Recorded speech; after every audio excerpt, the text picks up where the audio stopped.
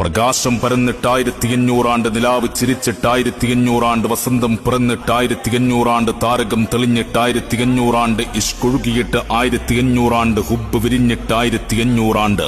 മാലാഖമാർ താരാട്ടുപാടി ഉറക്കാൻ കാത്തിരുന്ന ആരംഭപ്പൂവായ പുന്നുമോൻ ആമിന ബീവിയുടെ ഉദരത്തിൽ നിന്ന് പിറന്നു വീണ് കുഞ്ഞിക്കണ്ണുകൾ തുറന്ന് ലോകത്തെ കണ്ടിട്ട് 1500 ആണ്ട്. അഷ്റഫുൽ ഖൽഖ് ത്വാഹ റസൂൽ കരീം സല്ലല്ലാഹു അലൈഹി വസല്ലമ തങ്ങളുടെ 1500-ാം ജന്മദിനത്തിന് സ്വാഗതമോദിക്കൊണ്ട് പ്രവാചകാനുരാഗികൾ പ്രണയത്തിന്റെ പരവതാനിയിലൂടെ കടന്നു വരികയാണ്.